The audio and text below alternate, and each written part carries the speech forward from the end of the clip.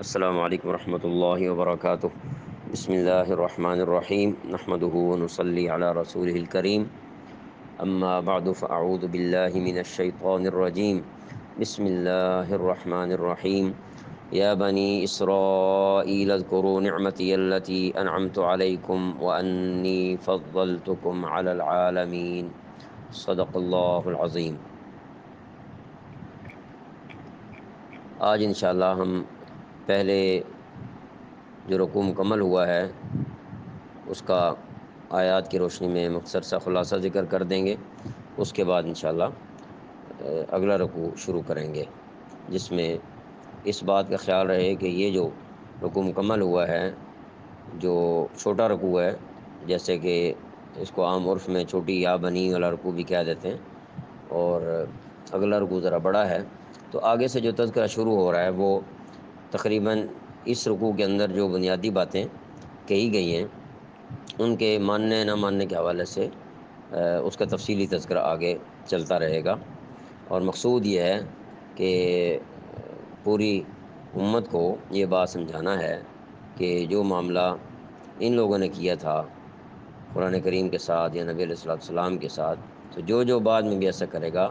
ان کا معاملہ بھی انہی کے مطابق ہی ہوگا جیسے ان کے ساتھ ہوگا۔ تو اس رکوع میں بنی اسرائیل کو مخاطب کر کے کچھ باتیں ایسی کی گئیں جن میں حکم دیا جا رہا تھا اور کچھ سے منع کیا گیا۔ جن میں حکم دیا گیا ہے وہ اور جن سے منع کیا گیا وہ ہم رکوع کی ترتیب کے مطابق ذکر کریں گے۔ حکم جو دیے گئے ان میں سے پہلی بات فرمائی اذکروا نعمتی التی انعمت علیکم، میری وہ نعمت یاد کرو جو میں نے تم کو عطا کی تھی۔ اس کا تذکرہ ہو چکا، پہلے مختلف نعمتیں ذکر کی گئیں۔ نمبر 2، اوفو و اوفو بعہدی اوفی بعہدکم، اور تم مجھ سے کیا ہوا عہد پورا کرو تاکہ میں بھی تم سے کیا ہوا عہد پورا کروں، یعنی تورات پر عمل۔ نمبر 3، وَإِيَّایَ فَارْهَبُونِ، اور تم صرف مجھی سے ڈرو، یعنی کسی اور سے مت ڈرو، لوگوں کے چھوٹ جانے کا خوف تمہیں نہ ہو بلکہ مجھ سے ڈرو۔ نمبر 4، وَآمِنُوا بِمَا أَنزَلْتُ مُصَدِّقًا لِمَا مَعَكُمْ، اور جو کلام یعنی قرآن پاک میں نے نازل کیا ہے اس پر ایمان لاؤ، جب کہ وہ اس کتاب یعنی تورات کی تصدیق بھی کر رہا ہے جو تمہارے پاس ہے۔ اب یہ بات بھی واضح فرما دی کہ اس معاملے میں ڈرنے کی کوئی ضرورت نہیں ہے لوگوں سے، بلکہ تم اس قرآن پاک پر ایمان لے آؤ۔ اب جن باتوں سے منع کیا آگے وہ شروع ہو رہی ہیں، وَلَا تَكُونُوا أَوَّلَ كَافِرٍ بِهِ، اور تم ہی سب سے پہلے اس کے منکر نہ بن جاؤ، یعنی قرآن کریم کے انکار نہ کرو۔ نمبر 2، وَلَا تَشْتَرُوا بِآيَاتِي ثَمَنًا قَلِيلًا، اور میری آیتوں کو معمولی سی قیمت لے کر نہ بیچو۔ تو یہاں تک جو منع کیا گیا تھا اس کا ذکر ہوا، اور درمیان میں وَإِيَّایَ فَاتَّقُونِ، یہاں پر پھر حکم آ گیا اور صرف میرا خوف دل میں رکھو۔ اس کے بعد جو منع والے حکم ہیں ان میں سے وَلَا تَلْبِسُوا الْحَقَّ بِالْبَاطِلِ وَتَكْتُمُوا الْحَقَّ وَأَنْتُمْ تَعْلَمُونَ، اور حق کو باطل کے ساتھ گڑبڑ نہ کرو اور نہ حق بات کو چھپاؤ جب کہ اصل حقیقت تم اچھی طرح جانتے ہو۔ پھر جو احکامات دیے گئے ان میں سے 2 حکموں کا 3 کا یہاں ذکر کیا جا رہا ہے، وَأَقِیمُوا الصَّلَاةَ وَآتُوا الزَّکَاةَ اور وَارْکَعُوا مَعَ الرَّاکِعِینَ، اور نماز قائم کرو اور زکوٰۃ ادا کرو اور رکوع کرنے والوں کے ساتھ رکوع کرو۔ اب ایک تنبیہ ذکر کی گئی ہے اس رکوع میں ان کے لیے، أَتَأْمُرُونَ النَّاسَ بِالْبِرِّ، کیا تم دوسرے لوگوں کو تو نیکی کا حکم دیتے ہو، وَتَنْسَوْنَ أَنفُسَكُمْ، اور خود اپنے آپ کو بھول جاتے ہو، یعنی خود عمل نہیں کرتے، خود ایمان نہیں لاتے قرآن پاک کے اوپر اور نبی علیہ الصلوۃ والسلام کے اوپر۔ وَأَنْتُمْ تَتْلُونَ الْكِتَابَ، حالانکہ تم کتاب کی تلاوت بھی کرتے ہو، خود تمہاری کتاب میں حضور علیہ السلام کے آنے کی نشانیاں موجود ہیں پھر بھی مانتے نہیں ہو،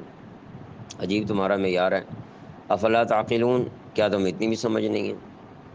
پھر آگے حکم دیا واستعینوا بالصبر والصلاۃ، اور صبر اور نماز سے مدد حاصل کرو۔ وانھا لکبیرۃ الا علی الخاشعین، نماز بھاری ضرور معلوم ہوتی ہے مگر ان لوگوں کو نہیں جو دھیان اور عاجزی سے خشوع سے نماز پڑھتے ہیں۔ اور یہ کون لوگ ہیں؟ الذین یظنون انہم ملاقو ربہم، جو اس بات کا خیال رکھتے ہیں کہ وہ اپنے پروردگار سے ملنے والے ہیں، وانہم الیہ راجعون، اور ان کو اسی کی طرف لوٹ کر جانا ہے۔ اب جو باتیں اس کے اندر بیان کی گئی ہیں ان کو مختلف اوقات میں آپ لوگ کوشش کریں، پڑھتے رہیں، اور پھر اگلی آیات جو تفصیل کے ساتھ شروع ہو رہی ہیں ان کی طرف ان کو سمجھنے میں انشاءاللہ آسانی ہوگی۔ اب آتے ہیں اگلے رکوع آیت نمبر 47 کی طرف۔ یہ آیت مبارکہ بھی یا بنی سے شروع ہو رہی ہے، یا بنی اسرائیل سے۔ یا بنی اسرائیل، اے اولاد یعقوب، اے بنی اسرائیل، اذکرو، تم یاد کرو، نعمتی، میری نعمت کو، التی، جو، انعمت، میں نے بخشی، علیکم، تم پر، وانی، اور یہ کہ میں نے، فضلتکم، تمہیں فضیلت دی، میں نے، علی العالمین، زمانے والوں پر۔ یا بنی اسرائیل اذکروا نعمتی التی انعمت علیکم، اے بنی اسرائیل، میری وہ نعمت یاد کرو جو میں نے تم کو عطا کی تھی۔ تو یہاں یہ بات ذہن میں رہے کہ یہاں جو بات ہو رہی ہے فضیلت کی، تو یہاں مذہب یہود کا ذکر نہیں، بلکہ ان کا ذکر بطور ایک قوم اور نسل کے ہو رہا ہے، بنی اسرائیل کا، کیونکہ بنی اسرائیل کسی مذہب یا فرقے یا عقیدے کا نام نہیں ہے، یہ ایک خاص نسل کا نام ہے۔ تو نعمت کون سی ہے اس کا ہم تذکرہ کر چکے۔ اعلیٰ ترین نعمت تو مسلک توحید کی تھی، کہ دنیا کی ساری تاریخ کے جتنے دور گزرے، ساری قومیں، ساری نسلیں کم و بیش شرک میں مبتلا تھی، یا وہ ہو رہی تھی مبتلا، لیکن یہ نسل اسرائیل ایسی قوم تھی جو من حیث القوم، یعنی قوم ہونے کے ناطے سے توحید کے علمبردار رہی ہے۔ اور نعمتوں سے مراد وہ نعمتیں جو ان کے آباء و اجداد پر کی گئیں، جیسے فرعون اور اس کے عذاب سے نجات دلانا، بنی اسرائیل کی فرعون سے جان چھڑانا، اس کو غرق کر کے، اور بچھڑے کو معبود بنانے پر معافی و توبہ قبول کرنا، اور نبی علیہ الصلوۃ والسلام کے زمانہ نبوت کو پا لینے کا انعام جو ان کو عطا کیا گیا، یہ ساری باتیں بطور انعام ذکر کی گئیں، اور پھر ان کی فضیلت کا ذکر کیا گیا۔ اور یہ بات ذہن میں رہے یہاں بھی کہ یہاں افضلیت مذہب یہودیت کی نہیں ہے، بلکہ نسل اسرائیل کی بیان ہو رہی ہے۔ اب سوال یہ ہے کہ اس نسل کی افضلیت سارے عالم پر جو بیان کی جا رہی ہے تو وہ کس معنی میں ہے؟ تو نسل اسرائیل کی افضلیت اس وجہ سے تھی کہ اس نسل میں ہزاروں کی تعداد میں مسلسل انبیاء علیہ السلام پیدا ہوتے رہے، گو متفرق طور پر کسی دوسری نسل میں بھی کبھی کبھی پیدا ہو گئے ہوں، تو یہ بات اس کے الٹ یا منافی نہیں ہے۔ باقی یہ ہے کہ قرآن کریم نے امت محمدیہ علی صاحب الصلاۃ والسلام کو خیر امت قرار دیا ہے، تو پھر نسل اسرائیل کی تمام جانوں پر فضیلت کا اس کے لحاظ سے کیا معنی بنے گا؟ تو یاد رہے کہ امت محمدی علی صاحب الصلاۃ والسلام کی افضلیت بلحاظ دین اور عقیدہ ہے، اور یہاں آیت میں ایک خاص نسل یعنی بنی اسرائیل کی افضلیت کا ذکر ہے، جن میں اکثر انبیاء تشریف لائے علیہم السلام، لہذا دونوں میں تقابل نہیں کیا جا سکتا،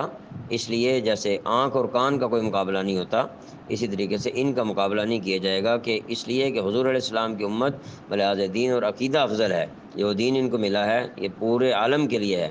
اور وہاں پر ان کی فضیلت جو ہے وہ ان کی نسل کی بیان کی جا رہی ہے، کہ یہ فضیلت انہیں حاصل ہوئی کہ زیادہ تعداد میں انبیاء علیہ الصلوۃ والسلام ان کے اندر سے بھیجے گئے۔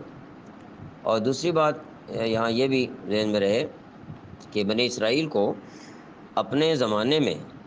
اقوام عالم پر فضیلت دی گئی، مطلقاً ہر زمانے کے لیے فضیلت نہیں تھی۔ مثال کے طور پر جو زمانہ ابھی آنے والا آیا ہی نہیں تھا، تو اس کے اوپر پہلے سے فضیلت نہیں بتا دی گئی، بلکہ یہ ان کے زمانے کے جو لوگ تھے ان کے اوپر ان کو فضیلت عطا کی گئی ہے۔ تو اس لیے ہم یہ کہیں گے کہ اقوام عالم پر بنی اسرائیل کو اپنے زمانے میں اقوام عالم پر فضیلت دی گئی ہے، مطلقاً جو ہے وہ ہر زمانے کے لیے نہیں دی گئی تھی۔ اللہ تعالیٰ سے دعا ہے کہ وہ ہمیں صحیح سمجھ اور عمل کی توفیق عطا فرمائے۔ وما علینا الا البلاغ المبین۔